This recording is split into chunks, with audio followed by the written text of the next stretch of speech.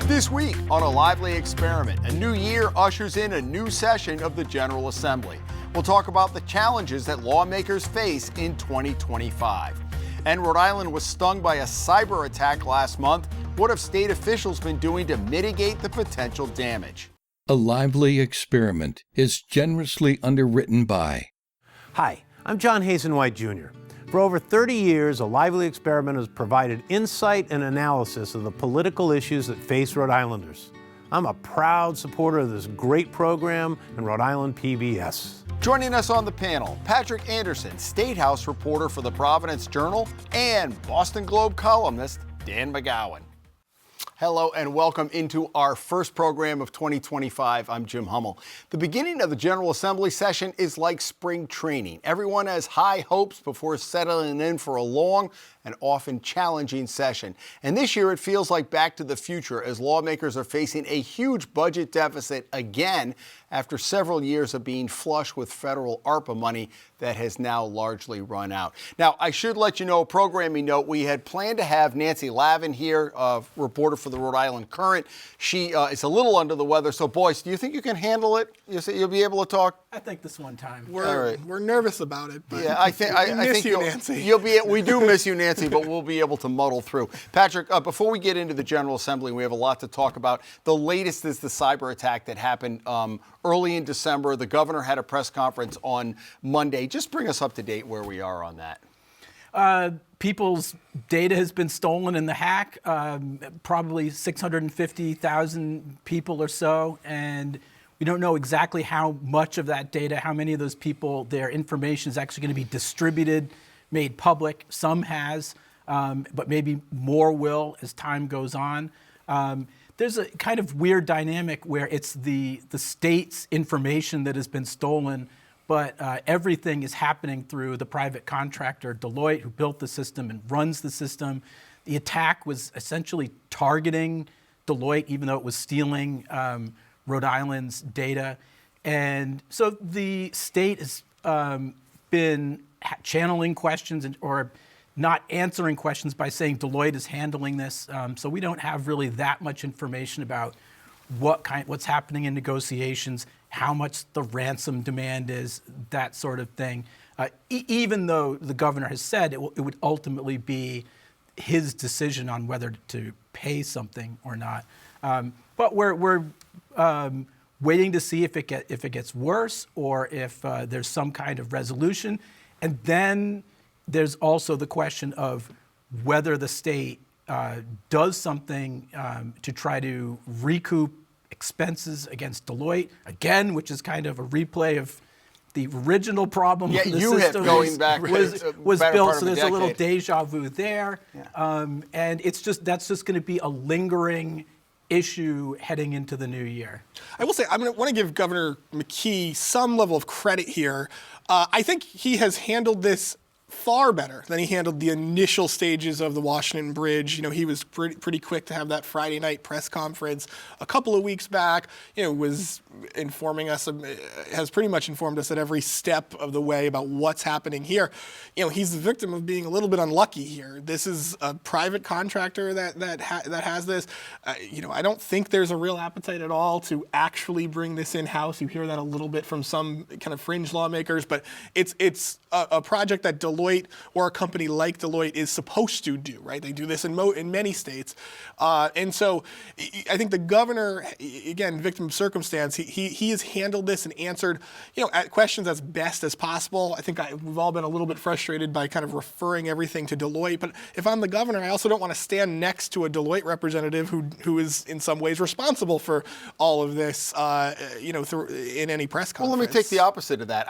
On Monday, it was tremendously frustrating. I do give the governor props for being out there, but it's like, we really can't talk about that. It's Deloitte. Put a Deloitte person there to say, even if he says nothing, then the optic is, look, we have to rely on these people. And look, the governor re-upped them twice with that contract. And it was the UHIP situation we had with Gina Raimondo. I thought it was bad optics on Monday when he just said, well, I really can't answer that. We don't know that. And Kathy Gregg, your colleague, asked questions that I think a lot of people who were not paying attention over the holidays, hey, I hear there's ransomware. How many people? Who's affected? Have we paid that out? All things. And we got no answers from that. So I think not having a Deloitte person, how many hundreds of millions of dollars have we paid for them to have put them on the hot seat? I don't know. Well, two factors though, right? Don't you? On one hand, if I'm Deloitte, I'm not in any way sending anybody out there because I'm not going to send someone to stand next to the governor and be thrown under the bus necessarily. And again, from the governor's perspective, I'm not sure I want to stand next to the people who screwed this one up. And they're going to probably be in some kind of negotiation against each other. That's where these things, as we've seen with the bridge, the Washington Bridge,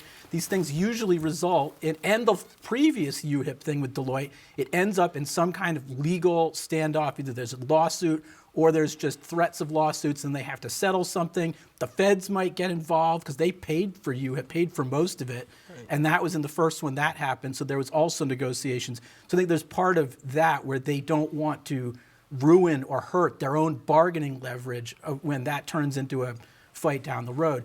I think the only other question on how McKee has handled it, to me, is around the timing of shutting everything down and letting people know. There was a lag time. There was about almost 2 weeks from they initially knew something, and there was a week before they knew this is real, before they actually turned it down. Now, I don't know how many people signed up for Medicaid or went on the health benefits exchange to look for health insurance in that gap who may have had their information made vulnerable. Let me just to button up this point about the optics.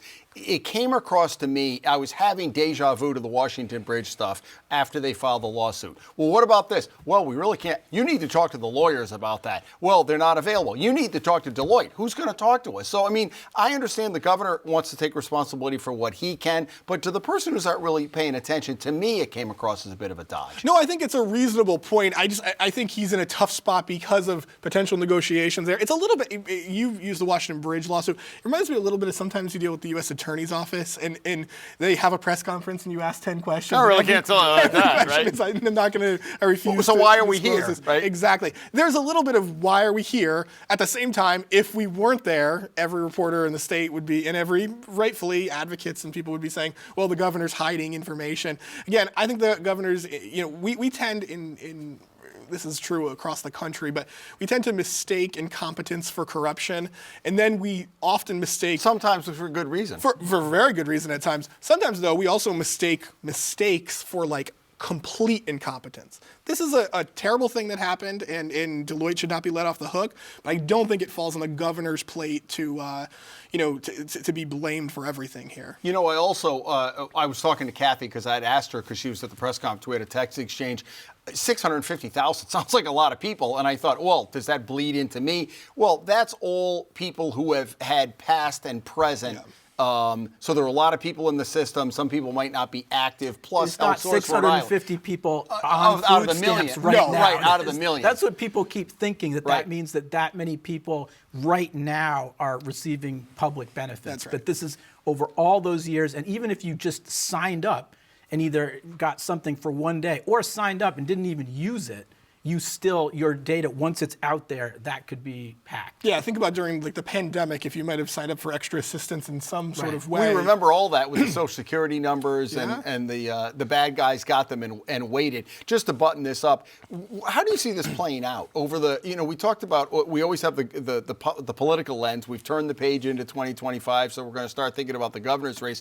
He's gotten out in front of it, but you wonder, this is affecting people who probably are some people who are least in a position to be able to handle it, freezing their credit, going on computers, all of that, right? Yeah. I mean, look, far be it from me to be very, defend the governor. I'm pretty critical of him on lots of different factors. And in this case, I don't think it is entirely his fault. And at the same time, I still think he's going to get plenty of blame for it. And it's not going to stop someone like Helena Folks from attacking him over sort of the broad idea that the government is sort of not running very well right now. Yeah, I think there will be questions about whether the system was funded enough, because there have been requests for putting more money into the system to make it better. And they have renewed Deloitte's contract a couple of times. I mean, Raimondo did it. So she the bigger focus was on her. But it also has happened. They've also renewed it since McKee has been. Do they almost think there are very few companies that do this to this scale, and maybe to have to totally, give it to somebody else? Is that the impediment? Do you know what the thinking was on that was the big thinking when Raimondo did it. It was unclear who was going to be able to come in and take over this mess, because Deloitte at least knew what they were dealing with, and these are nasty systems to build, as far as I can tell. I mean, we remember healthcare.gov. That was the federal government building it, and this thing was actually built originally to create a health benefits exchange, to be like Rhode Island's little healthcare.gov, and it just got bigger and bigger and bigger. So it's not something where any IT office can do it. I don't think the state, in-house, has even close to the level of expertise. I don't know how many companies can do something like this, but it's not an easy one. This is why I'm sort of dreading the next couple of months when it comes to oversight hearings and things like that, because every question is going to be my cousin or nephew can handle their AOL email address. Why can't you? And it's going to be a lot of. Do you think we're going to see oversight? Are we going to see it on? I call it UHIP 2.0. Are we going to see it on that, or are we going to see it on the Washington Bridge first? What's the over/under on that? Oh God, this might surpass the Washington Bridge. They might get this one first, but I don't think you're going to get a lot of answers. I think this, to Patrick's point, this is a very complicated system. It's not something you can do in-house, at least not right away, and so I think there's going to be a lot of the kind of sometimes reasonable questions, sometimes very goofy questions from legislators. There's going to be a lot of pontificating, let me get on the news, that sort of thing. I think that's what we're going to be looking at for the next couple of months. Patrick, before the holidays, you and Kathy had a chance to sit down, as your colleagues did at the Globe, with the leadership on the House and the Senate side.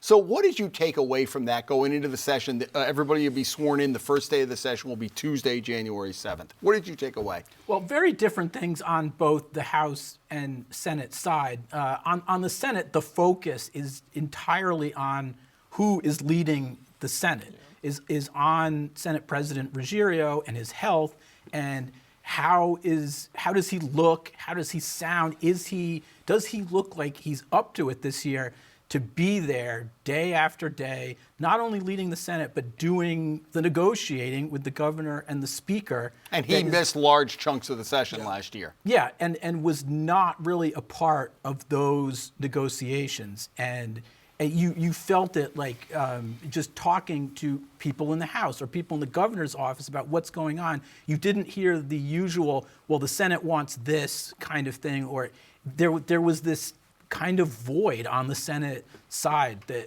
was unusual. So that was really the focus of trying to figure out what's going on the Senate side of what's going on, and do they kind of have a plan for who's going to pick up the different pieces, or is Donnie going to be back sort of like the way he used to be? And it's still really murky. We'll get to the House in a second. What do you think about that? Yeah, I mean, we did the same thing as Patrick and Kathy, and had a couple of reporters in. And I think depending on your experience with Dominic Ruggiero, I think that in the group of reporters that I came in with, I think we had one reporter who say, boy, Senate President Ruggiero doesn't look very good. I think this is going to be a rough session. My takeaway on interviewing Dominic Ruggiero was, I've seen him do worse than he did this time around and do much better. I think in the last couple of years prior to being sick, Senate President Ruggiero has been remarkably comfortable, way more comfortable than he had ever been before. He really was the second to Teresa Paiva-Weed, and he did all the dealing. And I remember we had him here with Joe Sicarci and Governor McKee. It was the first time they'd all three been together right after McKee became governor. And I was surprised at how he was comfortable. Yeah, he for a guy who, and Patrick you covered him so much when he was sort of mostly focused, before he was president, mostly focused on sort of the 195 land. And, they'd have a story to tell you, but then he wouldn't be able to kind of nail it out of the park. He was always uncomfortable with reporters. I thought he became much more comfortable in recent years. And then, of course, being unhealthy and having his health issues, I think he took a little bit of a step back, but it wasn't his worst performance. But I agree with the idea that, there's still lots of questions about how often they're going to meet, how much they're going to be seeking. And there wasn't a very coherent message coming out of talking to both him or Val Lawson, the new majority leader, about sort of what their priorities are, with one exception. One of the things that Senate President Ruggiero left open to us was this idea that potentially they would, he would support or at least let a vote happen on an assault weapons ban. That's a big headline. That's something, Governor McKee has said he's going to put into his budget. And so that is an interesting change. He acknowledged that it's a change in sort of his position to some degree. And so I think that's something to be paying close attention to. But the other question, of course, is that just taking, hey, look over there, look at the shiny thing, because my health is still pretty But was that a poor. deal with the progressives to get votes, to get majority leader? Have you heard anything about that? Why is he changing his, is he getting older? Not that I know of. I just think the politics there's a couple of things. The politics has continued to kind of shift towards that. In terms of that's become, in Rhode Island, I think, a slightly more popular position, which is why you see the governor on it. You see more people taking an assault, or saying they support an assault weapons ban. And then you also look, so if the governor is supporting it and the speaker is not against it, and it doesn't cost anything, when you're looking at issues going forward in the next year, it kind of looks like one that maybe you could do, whereas a lot of the other things that the Senate traditionally wants are going to have big price tags and are going to be tough in a budget year, without raising taxes, which I also don't think is on the table. So I think that's the politics of it are just making it a little more appealing, and so he's, I think, softening a little bit in response to that. Now, whether he actually lets it happen, I think, is a whole nother Well, it might have been question. like Nick Mattiello in the abortion bill. They said he personally opposed it, and he got a lot of grief from the Catholic Church because of that, but he let it go to the floor. And so many times, the issue is not getting to the floor. It gets held in committee because they get the call from upstairs. And Senator DePalma, I saw him, I don't know if he talked to either of you guys, said he thinks it would pass if it got to the floor. Yeah, Senator DePalma told me that, and he views this as, yes, if it gets to the floor, it passes with it sails through, I think, in both chambers. Oh yeah, no question. And remember, in this case, if you put it in the budget, think about how the budget kind of process works. I'm sure there will be gun hearings in the Judiciary Committee, but if it goes through the Finance Committee, it gets lost in a lot of other things, doesn't it? And Senator DePalma is right there to Senate Finance Committee. Yeah, to lead that through. What about the House? What did you take away from Speaker Sikarczy and Majority Leader Blazewski? I don't see anything. It's not obvious what the big issue is really going to be. It almost feels like it's not an election year coming up, but it's almost feeling like we're starting an early election cycle. We've spent through the pandemic money. There is no appetite, politically, it looks like, to raise taxes, at least that I can tell. And so it's not clear what the big issues. I'm sure something will blow up, but there's a lot of kind of hold the fort kind of thinking that comes out of when you talk to especially the House, just kind of find a way to pay for what we have and maintain things, and not a huge appetite to do really big new things, except for maybe some more housing stuff. I think this is a super dangerous thing to be watching. The House is on cruise control. They're the model of consistency. The speakers do the speaker. The leader Blazewski is the speaker in waiting. And comparing it to the Senate and comparing to past interviews, usually, I don't know if you felt this way, Patrick, but usually you go in, when you're doing these legislative, you've done a million of these, when you're doing these legislative previews, the legislative leaders almost always know exactly what they want us to write. Now, we don't just agree to it, but they have three talking points. They know here are our top priorities. And I was so frustrated sitting in that room with the speaker and leader Blazewski, because they talked a lot about how they've done so much and then had no vision for what they want to do next. It was, we're going to get more housing done, but we're going to wait until all these obscure commissions that no one's ever heard of come back and make more recommendations. And if you were to read a transcript of the conversation that I had back and forth with Speaker Shekarchi, you kept on asking, are you going to hold municipalities more accountable when it comes to developing housing, things like that? And he would say, well, I wouldn't rule it out. But I wouldn't rule it out. No hundreds of millions fines. of dollars, too, because I think this is the year people want to see, what are we doing about housing? And it doesn't look like it's going to happen in the calendar year. A lot more stock. No, right? and Patrick alluded to this. I mean, I think this is a strange year. Usually in the off years is when they get stuff done because they don't want to get anything done in 2026. But if you're thinking about leaving that, that open possibility, if you're Speaker Shekarchi to potentially running for governor or if a U.S. Senate seat opens up, now you start to second guess every decision that you make because I can't upset the people in Johnston over this. It's through a political lens. Yeah, everything is political. Yeah, I mean we're basically in the 2026 cycle right now. I mean everything has just been very status quo since sort of McKee took office. He's not someone who has like really burning policy desires, except maybe in education, and so he's been there for a while and is looking toward re-election, and as far as we know, doesn't have any like major things that he wants to rock the boat on. The House and Speaker Shekarchi may also run for governor, so he's looking towards that and has done his kind of big things in the last couple of years and is sort of in status quo mode. And the Senate is a little bit uncertain of where it's going to be. So you're kind of in this like waiting period of like waiting for the next thing, like either the governor's race to really kick off and know who the field is going to be, what those dynamics are going to be, or someone new to come into the scene who's going to do something good, bad, different, just something to really rock the boat. But it's just very settled and in that kind of holding pattern right now. What do you think is going to happen? What do you think is going to happen with the budget? I was thinking about this. $400 million seems like a lot of money, and it is. Yeah. But as a percentage of the overall budget, it's a smaller percentage than it was when the budget was $9.5 million. Right? Yeah. If you listen to Senator, former Majority Leader Ryan Pearson, I heard him on Ian Donis's podcast this week say, it's a big number, $330-ish million. But one, as Speaker Shekarchi always says, wait until May. We'll actually know the numbers. But also, it's a manageable number. It sounds crazy that $330 million would be manageable, but it's something that more, you're just trying not to find new spending. You're trying to, plug some holes here or there. But his message has been it's not that big of a deal. What do you think is going to happen with truck tolls? They got a decision to make because the court cleared it, but they can't do the cap on the local trucks. So now they're going to be turned on because they need the money, right? Yeah, I think they're going to try to bring them back. I don't know what.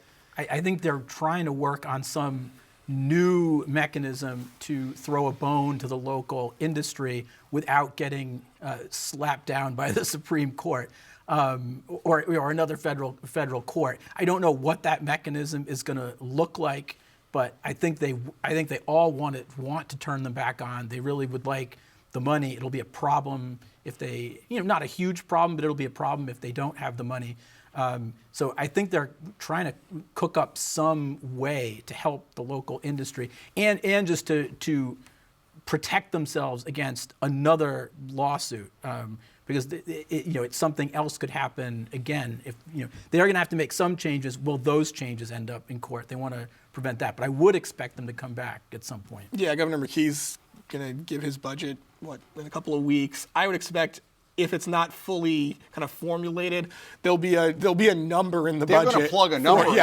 And because they're going to figure it out as they go, and they need that revenue. I mean, you've heard the Speaker and the Senate President both said that they want these things turned back on. All All right, let's do this. We have a couple other things to get to, but I don't want to short on outrage and/or kudo. Dan, let's begin with you this week. My outrage is super in the weeds, but it's something I've covered for a long time, and it's called the Providence Ethics Commission.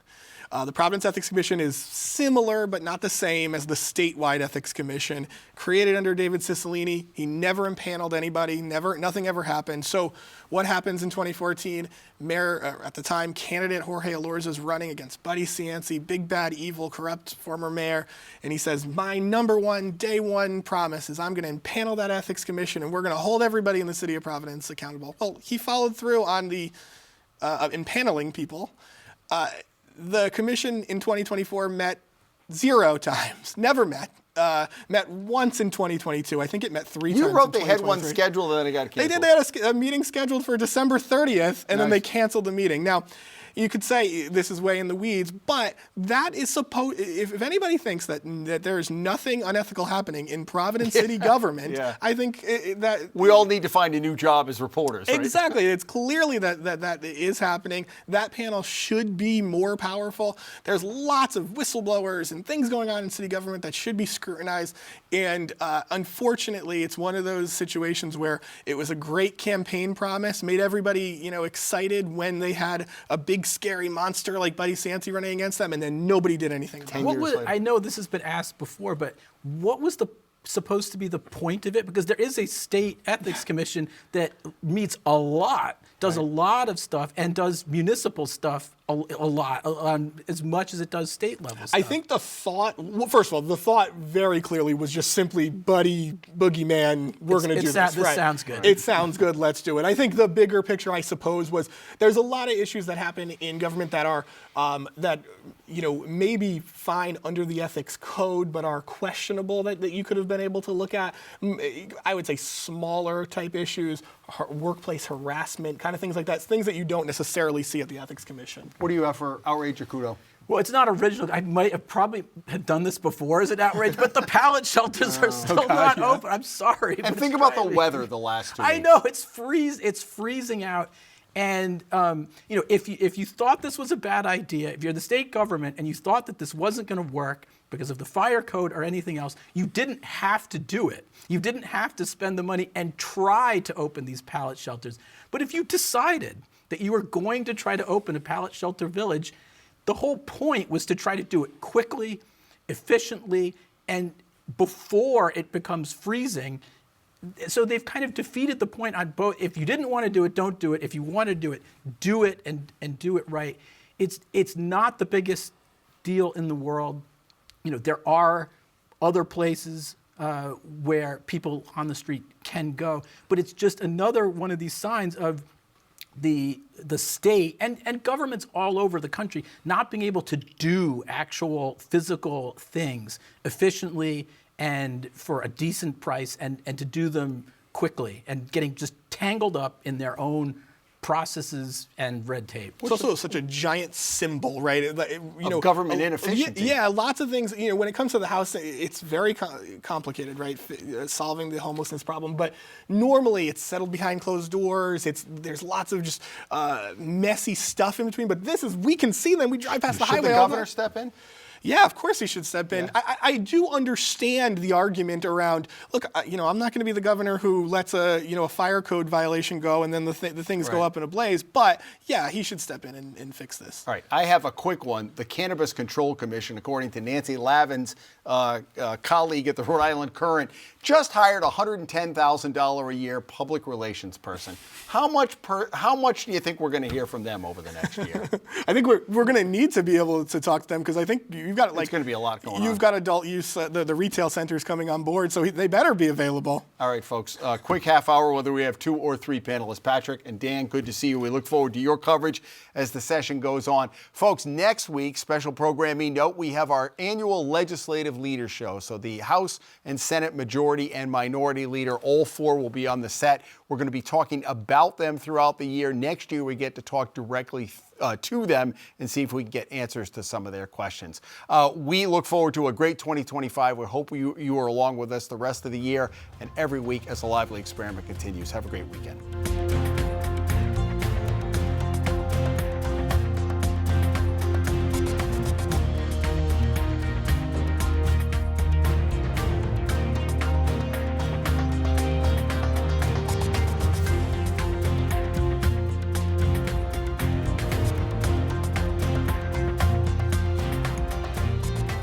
A Lively Experiment is generously underwritten by. Hi, I'm John Hazenwhite Jr. For over 30 years, A Lively Experiment has provided insight and analysis of the political issues that face Rhode Islanders. I'm a proud supporter of this great program and Rhode Island PBS.